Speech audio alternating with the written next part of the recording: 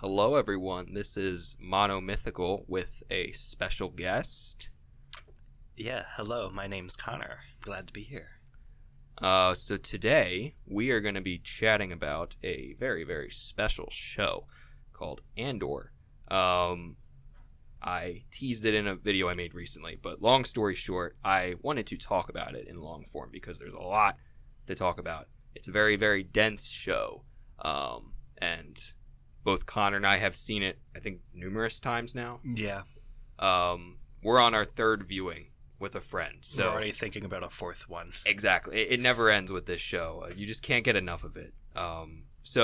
We figured we'd, just give it a stab and see what we could come up with. So, I guess you want to just start with non-spoiler, just throwing it out there, how you felt about the show initially, after rewatches, or what you liked, what you didn't like. Yeah, it's just funny because, when they announced, all the Star Wars shows that are coming, for excitement levels, I would have placed easily Andor at the bottom. It is Andor. He was a fun character in Rogue One, and Rogue One was a very good movie, but it just really wasn't something that was interesting to me. And then, I was interested in Obi-Wan, that was going to be awesome. And lo and behold, Obi-Wan was not that great, and Andor was, I think, really something special.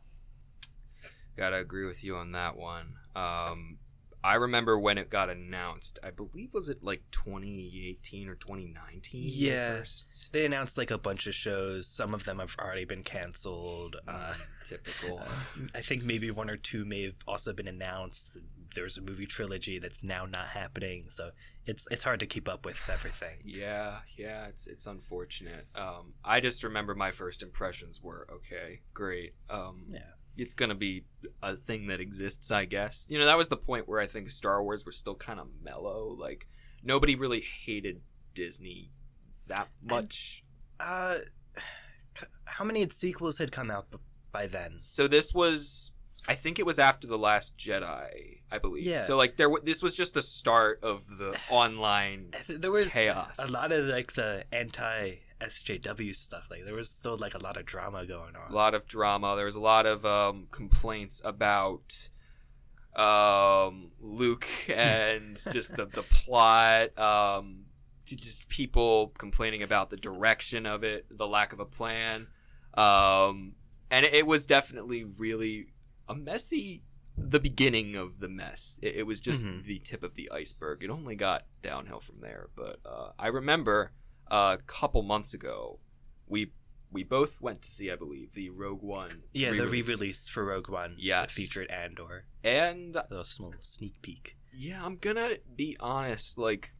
That was not that immersive at first because it was out of context. So it was never going to be ooh, this looks really, really good. But I think in retrospect, it's one of my less favorite scenes of the show. After looking at everything else that the show actually has to offer, I think they chose that one to be we're just scratching the surface here. Yeah, and I remember we got posters for seeing the re-release of the movie, and I was like, oh, okay, that's cool. I have a poster, but yeah. I'm glad I have that poster. I kind of want a bigger one. I know. I feel the exact same way. I put it up and I was like, okay, I mean, it looks cool. Maybe it'll mean something. I don't know. It sat nicely next to my mirror, and that scene that I get, they probably couldn't have had a big scene that spoiled a lot of stuff. Maybe there's other ones I would have chose, but it was fun to see the actor that plays Luthen. He's awesome.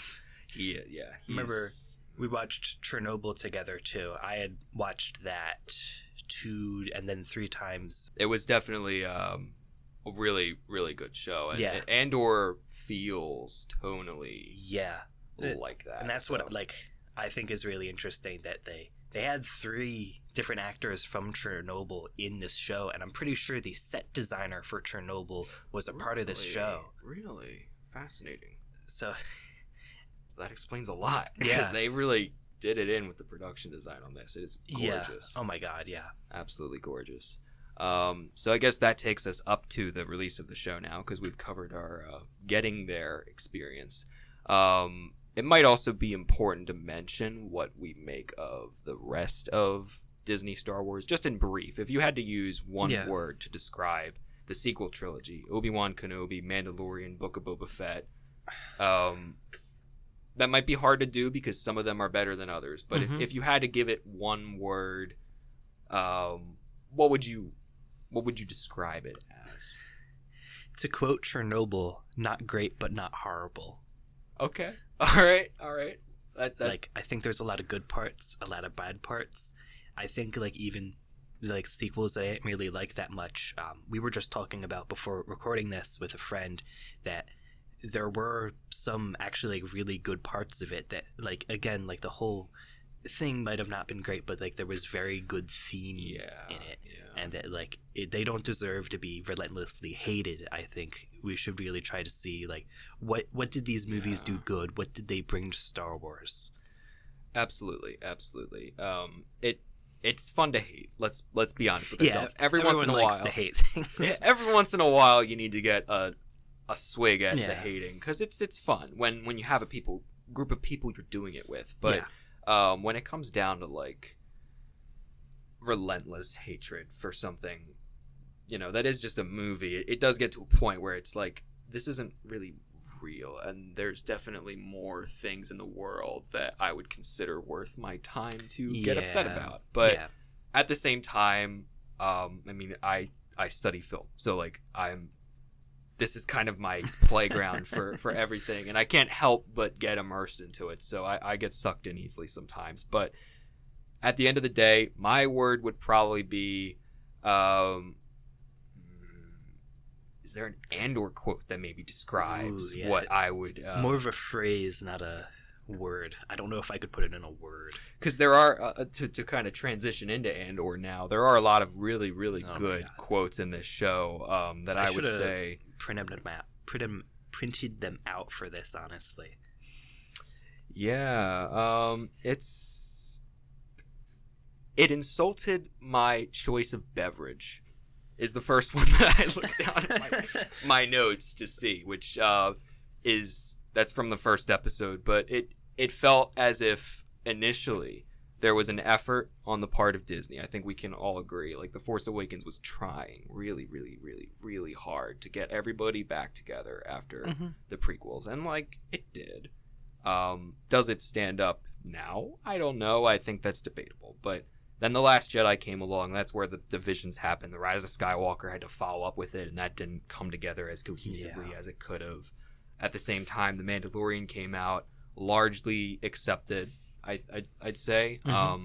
Maybe, at least in my personal opinion, I don't know, because we haven't really talked about The Mandalorian now that I think about it. Yeah, only super much. At a glance, I think. Right, because we're constantly going back to Boba Fett and Kenobi and saying how disappointed we were. But people like to hate. Yeah, I feel like once you've seen Kenobi in the Book of Boba Fett, and at least in Boba Fett's case, I would consider that like the extreme, like some of the worst that it gets at some points, with just the bad writing, the contrived story decisions, and the way that they treat the characters. Like, that is the bottom of the barrel. Yeah, and when Boba Fett does something good, it's for like it's in the wrong show. Like, it doesn't feel right. Absolutely. It is funny. It almost feels like if you swapped the character of the Mandalorian with Boba Fett, you might have had a really interesting idea, because that looks like that's the direction they're taking the Mandalorian with the third season, which the trailer just dropped. I watched that recently. Yesterday morning, I think. It looks interesting, but we can come back to that later. I do want to just say that it looks like he's going to take up the Darksaber and possibly rule over the Mandalorian remains, which could be interesting, maybe. Yeah. But that's definitely more akin to what they were trying to do with Boba Fett, being this sympathetic leader of a city. So, I don't know. It might have been an interesting experiment to kind of swap them and see more character-wise if the traits kind of fit Boba Fett better to be the bounty hunting guy who comes across a child and has to kind of adapt to raising it after he realizes there's connection between them, because that that connection could exist if they wrote it in, I think. Yeah. And it's just interesting, like, I think with both of them, they're trying to make, like, a big hero in Star Wars that, one, isn't a Jedi, and also, like, isn't completely a saint all of the time. Yeah. That, like, they have their flaws, and I think in places they did display that pretty well, and just, like, some of the nuance with the character, like, maybe Boba Fett is interesting, but, like, I think, like, trying to have, like, a nuanced hero that isn't good all the time, like, that's something very interesting. Definitely. And I wish we messed around with it more in Star Yeah. Wars. But maybe now this is the perfect segue into Andor, because Yeah, honestly. there are a lot of characters in the show like that who are this moral gray sort of protagonist. Andor being one of them, of course. But as we mentioned, Luthen Rael, a number of people involved with the rebel cause starting it up. Even Mon Mothma, to an extent, has some sides of her that are a little unpleasant, despite being depicted before in other Star Wars mediums like Return of the Jedi and Rebels as this, like, you know, sort of pure motherly pure figure, saintly mother of the rebellion. Yeah, which is a nice, you know, way to characterize somebody when you don't have the nuance of a lot of really, like, strong writing to support it. But now that we actually have a whole season to develop her, it's interesting to see what they do. So I guess let's get into just, like, no spoilers, overall thoughts of the show. You know, how did you feel coming out of Andor just after the first watch? I liked it. And I'm honestly liking it even more with my second rewatch, and might even do a third. Just like Star Wars has had, like, in their TV shows, or they're probably more so Clone Wars, like, different arcs that, like, Mandalorian was more of just like a single episodes, and then, like, the end kind of brought everything together. Andor was really based around 4-ish main arcs, with, like, a kind of a transition episode, and the last one being only 2 episodes, kind of like the finale. But, like, yeah, I really enjoyed it. It was something fun to stay up at night to watch, and just lots to think about, really. And it was fun going on YouTube and just seeing, like, what other people thought of this episode, and like, even just seeing people point out things that I hadn't personally pointed out, and that, like, there was just so much happening in a good way, I think. That's the interesting thing too, is because while there was a lot of that, there was also, at least from what I noticed, an absence of content in some places. Yeah. With perhaps it just being a less, like, not fan-driven show. It's more about, it wants to be its own thing. It wants to just tell a story. It doesn't want to appease anybody, just to get everyone to point at their screens and say, "Ooh, look, I've seen this character before. Whoa!" It's very relaxed about the way it treats its characters, and I enjoyed that about it. This wasn't the Mandalorian where, like, I think Mandalorian probably brought on a lot of new Star Wars fans, or just people wanting to see Baby Yoda, Grogu, whatever. That, like, like, they're 2 different shows, and I think Mandalorian did that very well. It was very exciting. Andor was definitely a slower paced show at times, but I think it really shines in just the story building and it's fantastic development of characters. Yes. I share your take pretty much to a beat when it comes with Andor. I feel like as a show, I see immediately why people might not enjoy watching it, but it's one of those shows that I don't know if it can be justifiably called boring, because I don't think there's a scene that doesn't belong in the show. There's a lot of scenes in shows that you see nowadays where you can point it out and be like, that doesn't have a reason to be there. But with Andor, everything feels like it has a purpose. Like in the first episode, he's, like, going around, and this is probably venturing into spoiler territory, so here's your official warning. But we're going off the deep end. Yeah. The inciting incident of the show is Andor is on a planet called Morlana 1, where he's looking for his sister, and in doing so, he unintentionally, he gives away his ancestry, I guess, or his planet of origin, which we find out is something that he wasn't supposed to do. But in the process, he also upsets 2 police officers who happen to be particularly antagonistic that night because of their drinking. So they, attack him, and he has to shoot both of them and flee the scene. And that sets off this whole chain of events. But basically, he spends a good portion of the episode covering up alibis that he has already set in place, which not only implies like that this isn't the first time this has happened, but he's very crafty as a character. He knows his way around Ferrix and the rest of the galaxy to a good bit, at least. Which I think was like, that's not something you pick up on at first. And it's really cool, like, seeing just how he processes situations like this, particularly in the prison arc, that just the very small little details of, like, he's watching people, even in the heist arc, that he knew what shooting hand each person had, that they're just those small things you pick up on. And, like, they're establishing this, like, him as, like, a very observant character without having all this backstory. And, like, there's definitely some parts of his backstory I'd really like to see, but a lot of it doesn't go in depth too much, that you really have to be paying attention to and kind of figure out, like, where he's been. And this wasn't the first time this had happened before. Right. And I think that that's more interesting for a story now for us to hear, because, like, the show could very easily take the route where we go to his very first, like, incident committing a crime. And, like, that would have a weaker effect because we lose out on these existing connections he has with people. Usually when you start a show, you figure you want to start at the very beginning, but this kind of puts you right in the middle of something that's been ongoing, like his search, which ultimately doesn't have a payoff because we find out, I believe at least, the planet he's from, Canary, is like completely wiped out. So I think everybody is potentially a lot of, and maybe that's where some of this stuff maybe I don't like so much, but maybe it's more of just because it's unexplained. Maybe they'll get to it, but just a lot of the stuff about that particular backstory, and that, like, he was there searching for his sister, and then we never really hear much about it. And that, like, the Canary stuff was, again, really interesting, but a lot of it just goes unexplained. Why are they all kids? That, like, it definitely builds for an interesting character, but you can only not explain so much, I feel. Yeah, I agree with that take completely. I feel like it's one of those things, it's probably, to my mind, the only thing in the show that rewatching it didn't add extra value to it.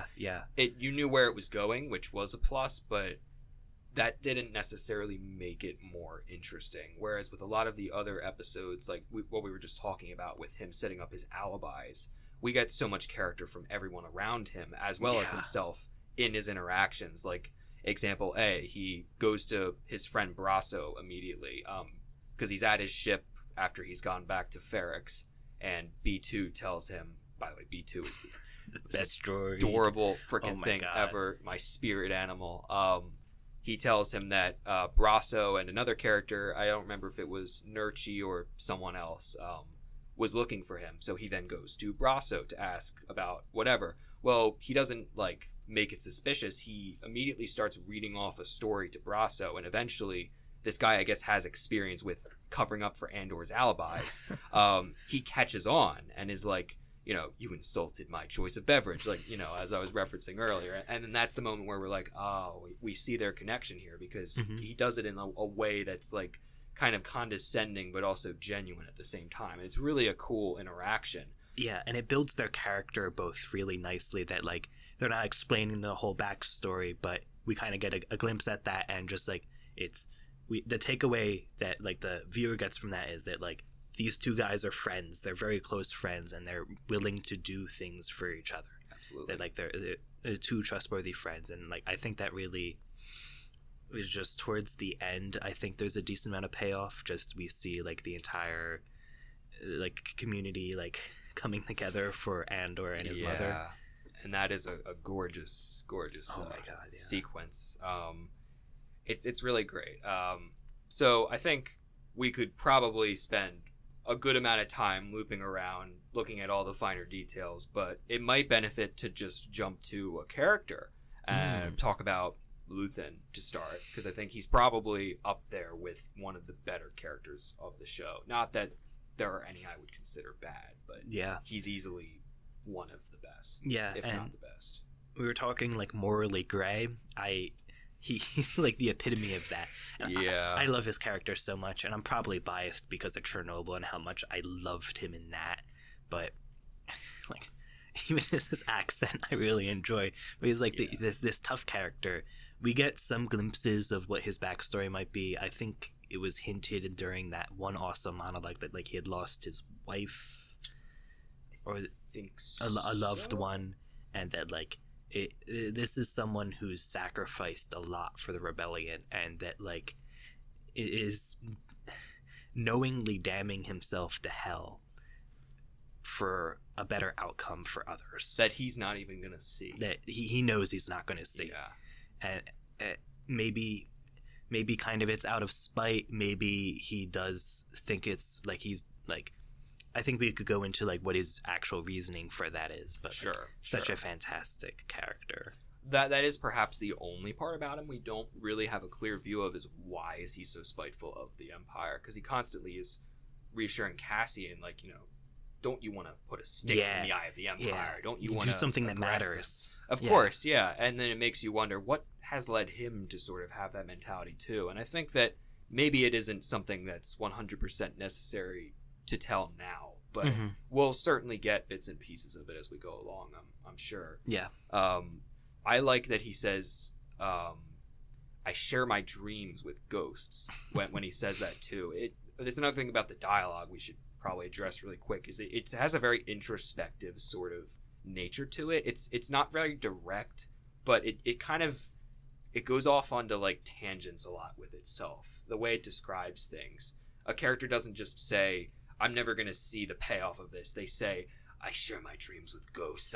I'm fighting for a sunrise I'll never see. It almost sounds like an anime, but like in a good way. Yeah, or like a poem, or like a piece of literature that's really been fine-tuned. It's very artistic. Maybe a bit proud of itself, but I don't hate it because of that. It has good reason to be, because it's earned it. But it is kind of interesting that for the large part of the show, at least, I think that's generally the way a lot of characters interact. It's very kind of not full of itself, but it has a very like serious intention, and it goes about it in a way that you wouldn't expect, I guess. Yeah, like obviously they put a lot of thought into the different conversations, and not just how to convey an idea from one person to another, but how to continue telling the story in those moments, in just the way that words are spoken, the way that conversations are had, and like really the importance of that, like the rebellion, like that everyone is coming together, that like this is a lot of different people working towards the same goal, for the most part at least, and maybe some people have different reasons. I think like the heist team is a really good example of that, but that just that like this the focus on different people I think was really good. And to that end, they also address Saw Gerrera, who's an existing character in the universe who has very extreme, usually very extreme takes on how to go about fighting the Empire. But it's really one of my favorite parts about his character and Luthen to that end is when Luthen reveals he was the one behind Aldhani, and then also drops the bomb that they're going to let this guy, Anton Krieger, who's a rebel, we actually only see in a hologram image. We never actually see him or meet him or his team. They're killed off screen, which is a really interesting choice. Kind of baffling at first, but then it sort of signifies, at least from the show's perspective and to an extent the characters, how meaningless his life kind of was in the greater story of the rebellion, which is really, it shows how mature this show is about tackling that conflict. And like that part can be sometimes hard to follow, that like that whole backstory with that, and like there's in like the ISBs like tracking him down, and there's a lot of parts of the show that are like small little parts that are dedicated to that. But I think it really does pay off with that confrontation with Luthen and Saw Gerrera, that like just very two similar but very different people who again want to overthrow the Empire, who put a stick in their eye, but very different approaches, but clearly two men who are like very willing to do the needful even if there's consequences. Absolutely. And a nice bit of character we get for Saul Guerrero, which is always appreciated because I feel like he needs it. He has a bit of an off-screen change of heart where when he first meets Luthen, I think in episode 7, he's like refusing to team up with Krieger because I think Krieger's a separatist. Yeah. And Luthen, Saul Guerrero, his sister died by the separatists in the Clone Wars, so he has permanent beef, but they're kind of like the separatists, the partisan front, the rebellion are all kind of conglomerating into one entity because they all hate the Empire. Yeah. So Saul Guerrero sort of reconciles with that off screen, but then he finds out that Luthen actually is just gonna let Krieger die, and he's like perplexed by that. And I just love that interaction. It's really great. And going back to Luthen real quick, because there was another thing I wanted to address, is his double life. On top of how sophisticated his motive is, it's the way that he goes about doing it that's really interesting. He doesn't just fight off screen and rally people. He's running a shop on Coruscant. What did you make of that on your first viewing? I'm curious. I thought it was really cool, him getting dressed up and stuff. I think it's really cool.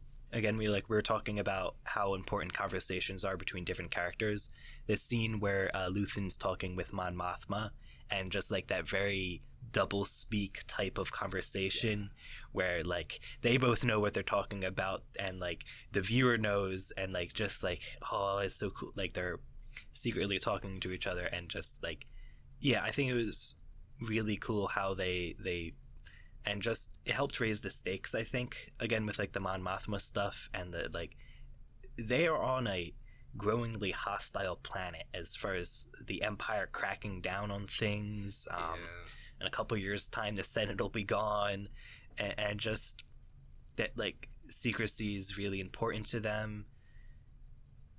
They're right in the heart of it too. They're in the capital of the galaxy, right where Sheev lives, the Emperor is right there. Yeah, they're right in his back alley, like, and they would be tortured for information if anyone were to find out, especially for like like Luthen, maybe like his assistant, I forget her name. I'm horrible with names. That's okay. She was pretty cool. Yeah. Like maybe like if Luthen went under, like she would probably be screwed, of course, but Mon Mothma has an entire family, like her daughter and her husband, who both know almost nothing. Her husband kind of suspects stuff's going on, but not to the same degree. And like that, like this would the Empire is known for being ruthless, and I think a lot of parts of this show really do hammer that in. That this is an authoritarian government that is willing to do whatever it needs to do to stay in control. And I think that's interesting because we also see, like, again, like Luthen is willing to do whatever it takes. That moral gray, I think, is very interesting. That like how much separates Luthen from the Empire as far as what are you willing to do to achieve this goal? Like, do the ends justify the means? It's some very interesting stuff. Yeah, it's interesting you bring that up because that's another thing he says in his all too famous monologue. He's cursed to use the tools of his enemy to defeat them. He continuously is putting people into positions to kind of get the rebel movement working. Like on Aldhani, he last minute comes up with the idea to add Cassian into the mix under the name of Clem.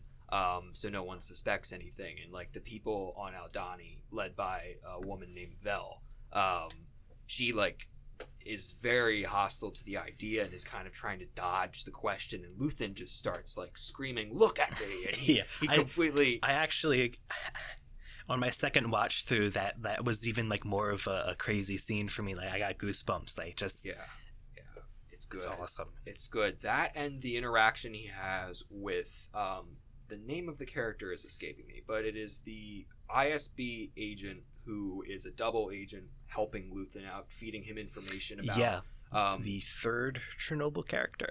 Yes, the redhead guy. Yes, he tells Luthen about what happened with Steerguard, or not Steerguard, the operation with the ship that got caught. Yeah, and the ISB was going to put it back out into space to try and cover up that they didn't find it, so that they didn't want to make the rebels learn that they knew about what Krieger was going to do. I believe it was Mm-hmm. Spellhouse. Steerguard is the sector Dedra works under, but Spellhouse is where the operation was supposed to happen.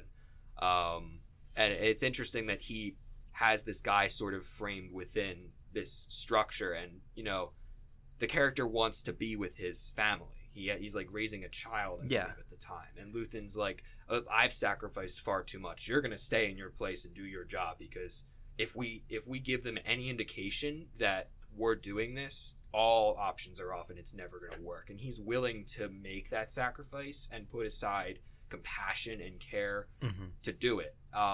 Which, in the context of what it achieves, I suppose to an extent is justified, but at the same time, that's a really cruel thing to do to somebody. Yeah, and for like the latter half of the show, like he wants Andor dead. That like he's actively trying to make sure he dies because he knows too much. That like it's just, and it's a really thin line. I think that like, can you be trying to take down this tyrannical empire and still remain morally in the right? That like, could you morally maybe in like episode 4 is a little bit less morally gray, but it's just that like Andor gets really down on the ground as far as that goes. That just like that this needs to be done. I'm screwed because of this, but I have to do it. Yeah, and it does kind of raise the question of like how many sides there are to this man too. I mean, he obviously is living a double life because he's this rebel and he's on the superficial level playing Coruscant shop owner, but below that there's also a level of insecurity in this character. I think it's very clear by the way he reacts to not hearing back from Vel while the Aldhani heist is still being planned. Paranoid. He's very paranoid. Down to the point where he's got gadgets to like decrypt comm signals being tracked, which I think is on a little bit of like kind of writing taken a little too far, but that's just a minor critique I have of the show. It is a little silly, but I understand why he would have such a device, because he's insecure about where he's going and what's following him as he does. And we see that also pay off in one of my favorite scenes of the show, which is when at the end of episode 6 the Aldhani heist has just occurred. The news is spreading like wildfire, and he's in his shop helping somebody, and a customer out loud addresses him and says, "You got anything from Aldhani?"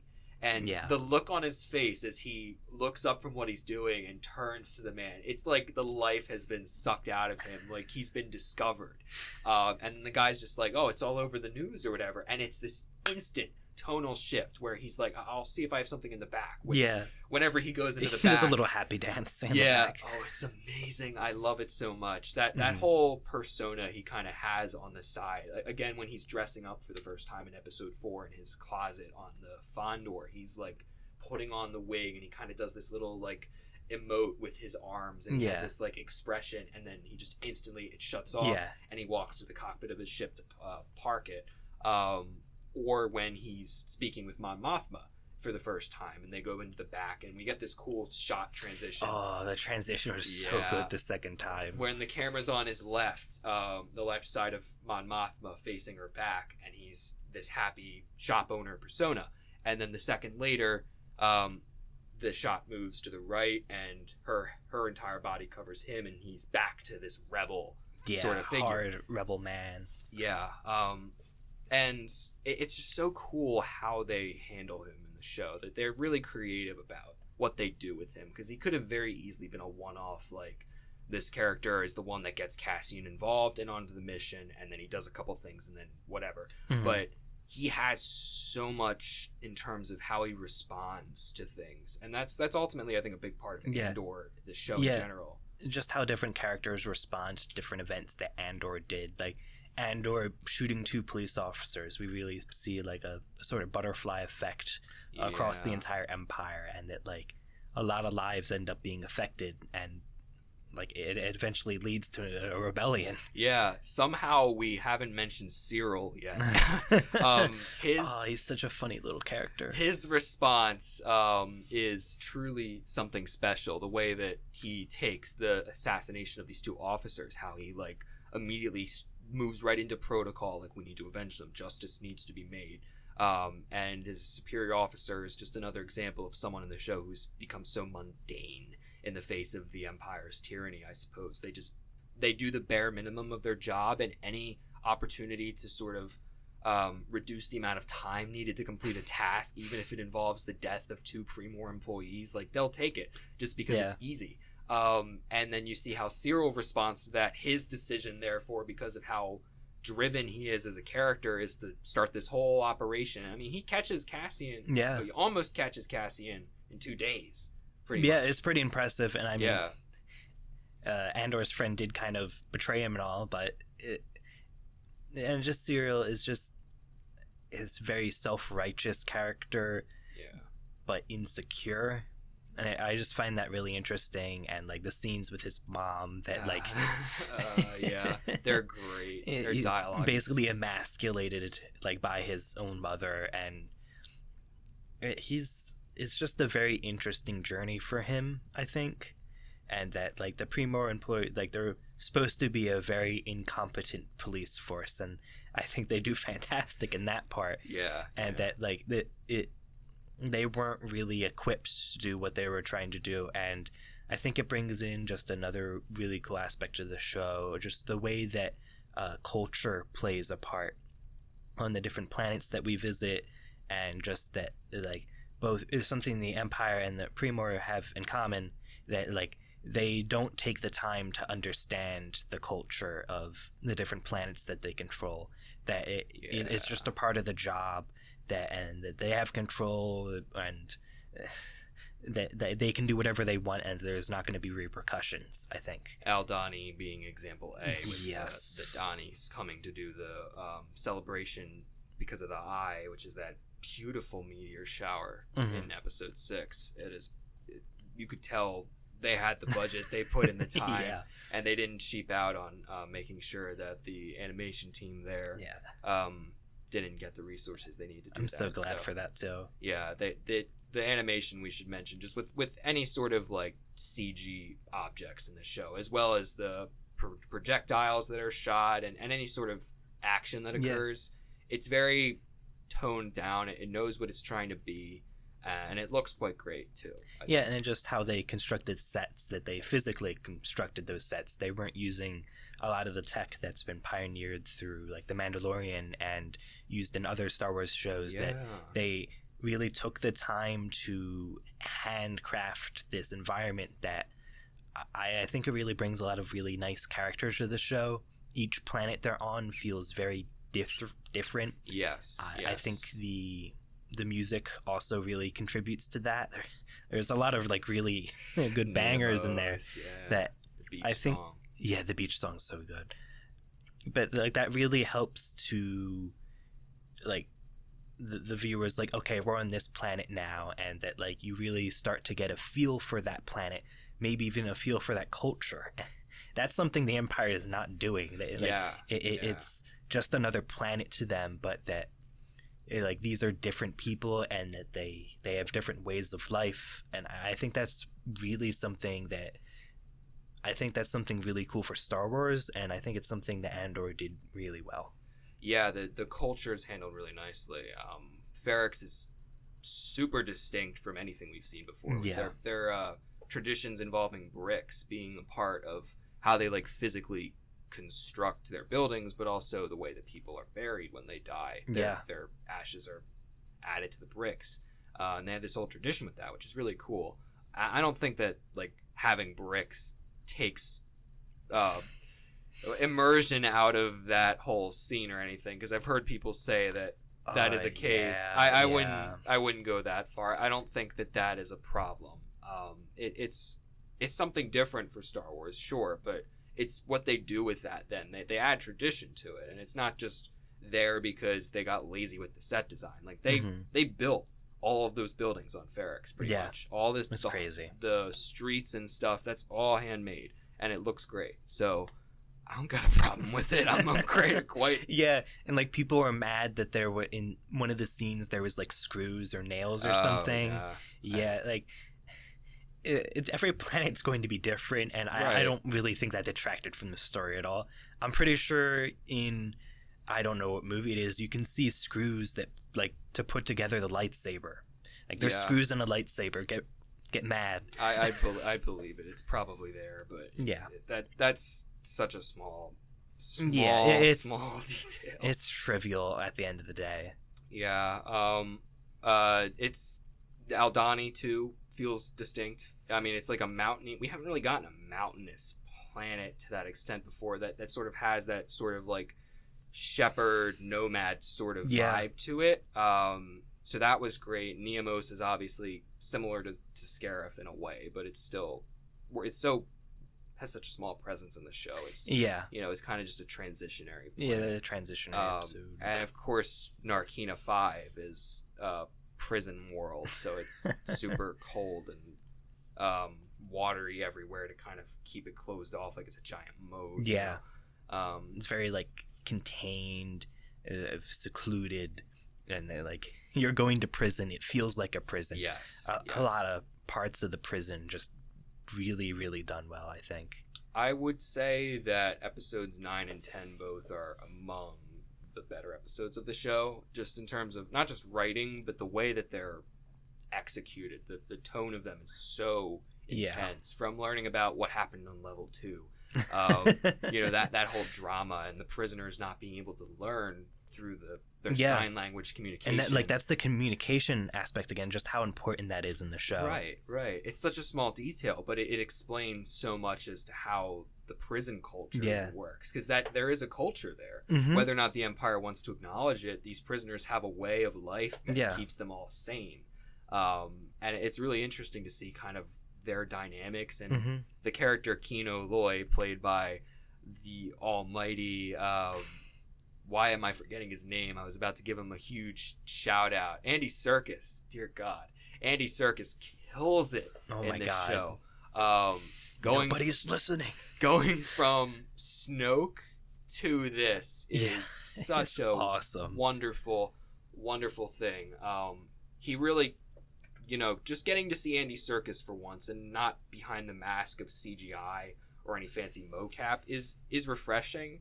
Not that I have a problem with any of that, because he kills it as like Gollum, and his portrayal of Snoke is at least. He's a very talented actor. Right. And there's a lot of those in Andor. He is definitely one of the top 5. I think he's up there with Luthen Rael. Oh my God, I really like Marva. Her portrayal is actually done, I learned this the other day, by the person who plays the aunt of Harry Potter in the movies. Huh. Yeah. That's cool. You wouldn't be able to tell because her portrayal, the tone, everything is so different, but it is actually the same actress, which is really, really cool. I really like her character a lot. I kind of wish there was more to do with her, but she does serve her purpose to the end that is necessary for the show to function, so I don't have a problem with how little she's there. The communication between her and Andor, and like it was interesting to see that journey and how it played throughout the story. And again, like that last episode, the hologram was just really, really well done. Yeah, definitely. My favorite exchange, or I don't want to be that bold, but one of my favorite exchanges is between her and Andor, when in episode 2 he comes back to the house after he's kind of set up his alibi and everything, and she's already heard the message that the Kenari male is wanted for questioning, and B2 is ready to play the transmission, and Cassian's making up all these lies about what he's going to do, and she has him play it, and then she just immediately asks him, who did you tell about where you're from? Because that no one's supposed to know where you're from. That's supposed to be secret. And it just, this whole like back and forth, it gets super fiery. You can tell both of them are giving their all. Yeah. And it erupts, and it has such a flow to it. It's really dynamic. The whole show, there's so many conversations where 2 actors get into a room and they use the space to act. They don't just stand there like there's nothing behind them, which I think is a consequence of green screen, but to an extent the volume too. As immersive as it is, you only have so much room, and I think at that point you're relying on what's behind you to tell part of the story. But when you're in a physical set, you can very easily kind of see the dimensions of it. Yeah. And that's just something technology will never be able to. As much as we try, I don't think it will ever be able to do that in our time, at least. And I appreciated that about it. Yeah, like the physical, like, really lended well to that. And like the conversation with Andor and Marva, like when he's trying to get her to go off planet with him, then like he just can't understand why she would want to stay, and like we kind of find out that she had some involvement with the rebellion, and that like just like the different conversations between Andor and his mother, like I think it's very good for Andor's character that like this is someone he's known all of his life and is very responsible for parts of why he's here now. Yeah, I believe she says you can't stay and I can't go because of the life he's kind of set up for himself, all the things he's done at this point. He being on Ferrix brings danger to everybody and himself, but her leaving, she is, as you said, stepping away from that responsibility. And she knows what meaning her death can have to everybody there and to a greater cause, because if she leaves Ferrix, her funeral wouldn't happen there, and there, you know, all the traditions associated with the brick, and her speech, which I have been kind of avoiding unintentionally because it is an amazing sequence, but it is wonderful that the characters have different priorities and they know what those priorities are, but sometimes they avoid them because they're people, and that's it's just very human. Yes. Even like the like Andor's mother feels very motherly in the fact that she already knows what he did, that like it reminds me a lot of like me talking with my mother, that like I'm trying to get out of something that I did, and that she's like, I you can't lie to your mother. No, yeah, it's great. And that just reminded me of something. The fact that he has that parallel with Cyril, whose mother sort of has a similar authoritative position in a way. And you can tell that each was raised by that character, which I don't think I can speak for many other shows. Like, I see Cyril in his mom, whose name I don't believe were given in the show. And I see Andor in Marva.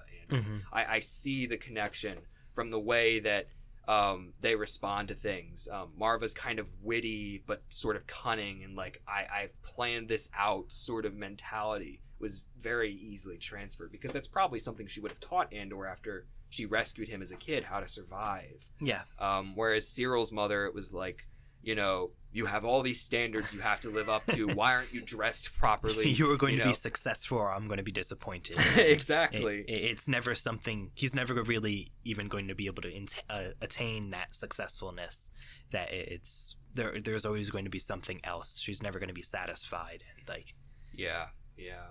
It's so wonderful. It's so refreshing to have this kind of storytelling in Star Wars, of all things, because it is so humble and down to earth in a way that we haven't seen probably since the original trilogy. I don't really think we've gotten this kind of a story, because I mean, back then that was what defined the universe. So they could do a lot of really grounded stuff, and then they had the fancy sci-fi special effects, lightsabers, whatever going on too, to kind of compensate for the genre. But at the end of the day, Luke began as a farm boy. He had two parents he was bickering with, and they were talking about what he was going to do for a living in a scene. Yeah. And it's nice to kind of see that element carry over, of all things. It's not really something that I think of when I think of Star Wars, but it is a part of the soul. I think that's really interesting, just the different themes of Star Wars that Andor uses in the show, and some of the themes that it doesn't. Like, there's never a mention of any Jedi, there's no lightsabers, there isn't, like... I think that's very interesting, and for a lot of people that took away something from them for the show, that like this wasn't an exciting Mandalorian show. This was about people living in this universe run by a tyrannical government. Yeah. How do you combat that? Like, I would be the first to say the fantasy side of Star Wars is what I prefer. I just love The Empire Strikes Back, and that movie's full of soul, and the fantasy part of that is what, you know, the Yoda training scenes and stuff, or the confrontation with Vader. it's very clearly, interplaying with forces of light and dark. That's all. Yeah. Fantasy and the sci-fi is sort of taking the back seat with what's going on with the Battle of Hoth and the asteroid field chase and everything. But we don't really see fantasy peek into this, and I don't have a problem with it. No, yeah, I wouldn't want all one or all the other. Like, I think it's very good that Star Wars is trying to do something different. Like, I think Andor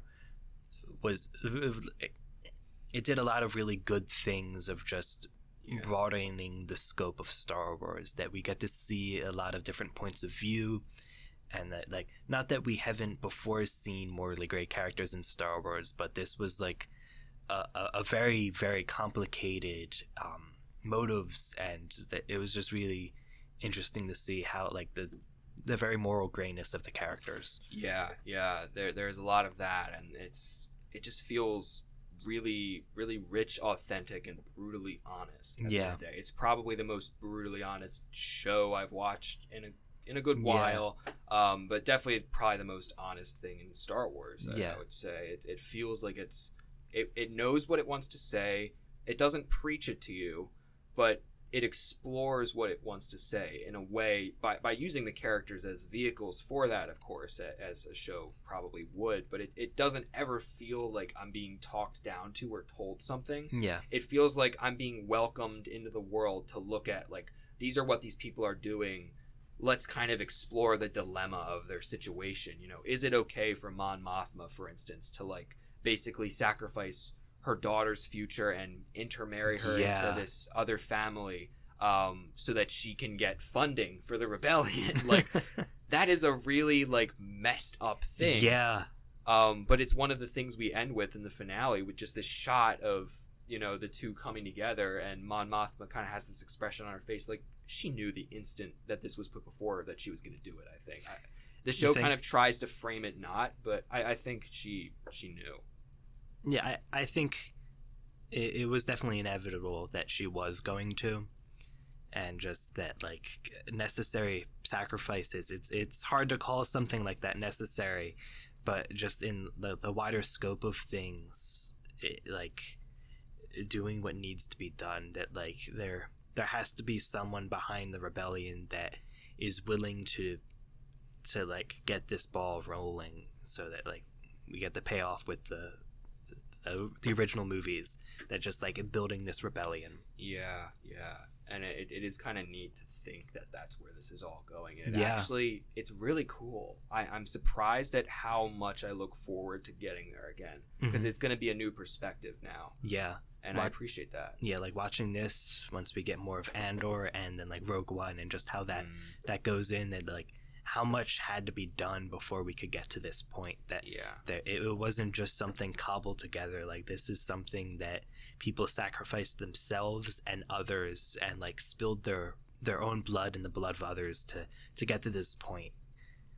I'm almost at the point where I feel like watching this and then watching some other things, I'm going to be underwhelmed. And that's a great thing for this show, but it does kind of, like Rogue One, for instance, is a really fun movie. Like, it's so cool. It looks great.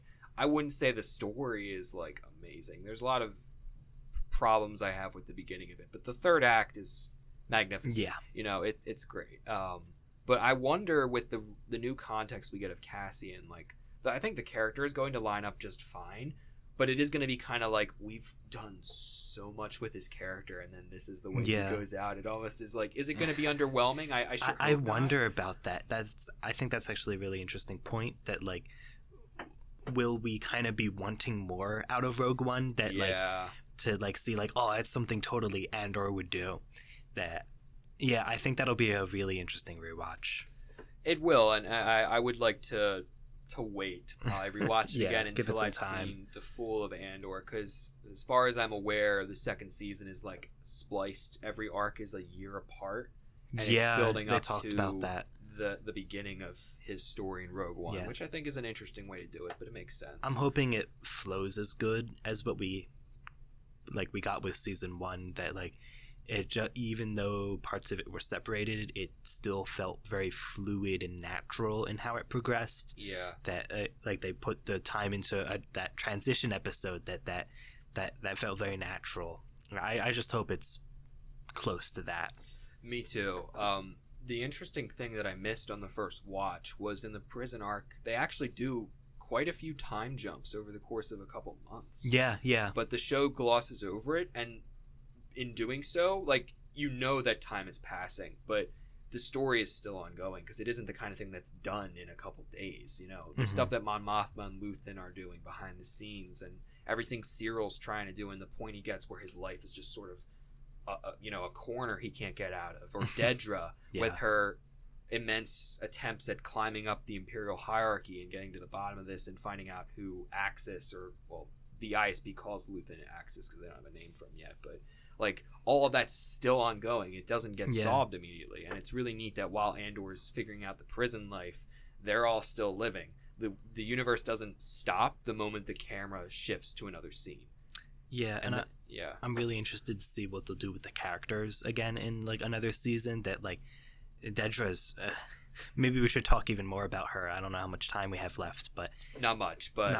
We can maybe arrange to do that another time because we didn't touch on the ISB. The ISB, so well done. They are one of Partagaz and Dedra and all them. Blevin. I want to get into them specifically. Like, it wasn't just the incompetent Empire. Like, these people were pretty good at their job, all things considered, and it'll be really interesting to see if Dedra finally catches Luthen Axis.